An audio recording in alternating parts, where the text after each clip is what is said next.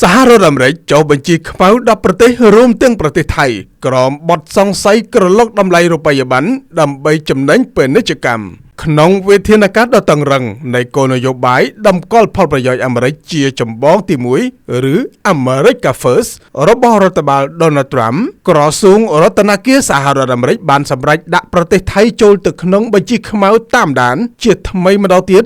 ពាក់ព័ន្ធទៅនឹងអន្តរាគមន៍ទីផ្សាររូបិយប័ណ្ណដែលអាចធ្វើឲ្យប៉ះពាល់ដល់តុល្យភាពពាណិជ្ជកម្មជាមួយសហរដ្ឋអាមេរិកយោងតាមរបាយការណ៍ពាក់កណ្ដាលឆ្នាំស្ដីពីគោលនយោបាយសេដ្ឋកិច្ច Macro និងអត្រាប្រូប្រាក់របស់ដៃគូពាណិជ្ជកម្មសំខាន់ៗដែលត្រូវបានចុះផ្សាយកាលពីថ្ងៃសុក្រទី30ខែមករាឆ្នាំ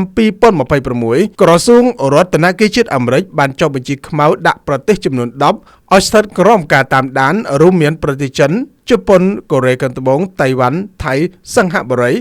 វៀតណាម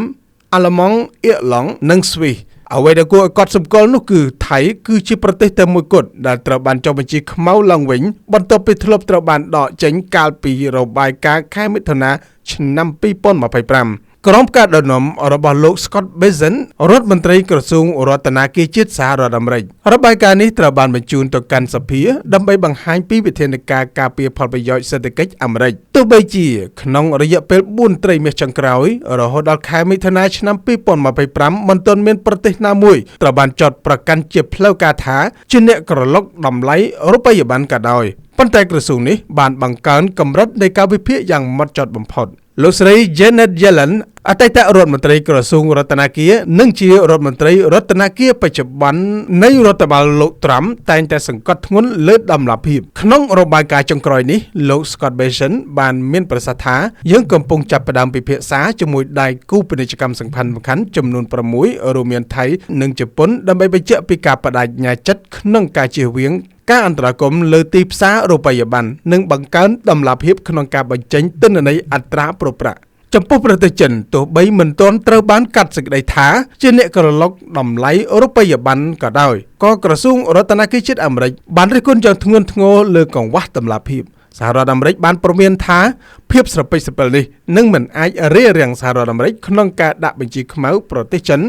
នាពេលអនាគតបានឡើយប្រសិនបើរកឃើញភស្តុតាងបង្ហាញពីការទប់ស្កាត់មិនឲ្យប្រាក់យ័ន្តឡើងថ្លៃខណៈដែលមហាយជនកំពុងមានអធិរាជពាណិជ្ជកម្មខ្ពស់យោងតាមប្រភពព័ត៌មានពីក្រសួងរដ្ឋាភិបាលជាតិអាមេរិកដែលបានចុះផ្សាយកាលពីខែមករាឆ្នាំ2026នេះបង្ហាញថាយុទ្ធសាស្ត្រថ្មីរបស់សហរដ្ឋអាមេរិកនឹងមិនពិនិត្យតែការអន្តរាគមន៍ដើម្បីទប់ស្កាត់ការឡើងថ្លៃលុយដែលជួយឲ្យការនាំចេញចំណេញប៉ុណ្ណោះទេប៉ុន្តែថែមទាំងតាមដានអន្តរាគមន៍ដើម្បីបង្ខំមិនឲ្យលុយចុះថោកផងដែរលើសពីនេះសហរដ្ឋអាមេរិកនឹងពង្រីកការស៊ើបអង្កេតទៅលើការប្រើប្រាស់គោលនយោបាយគ្រប់គ្រងមូលធនវិធានការត្រួតពិនិត្យគ្រឹះស្ថានហិរញ្ញវត្ថុការធ្វើប្រតិបត្តិការតាមរយៈមូលនិធិសោធននិវត្តន៍ឬឧបករណ៍ហិរញ្ញវត្ថុផ្សេងៗដែលជះឥទ្ធិពលដល់ទីផ្សារអត្រាប្រូប្រាក់ខ្ញុំមុនីវ័នពី RT News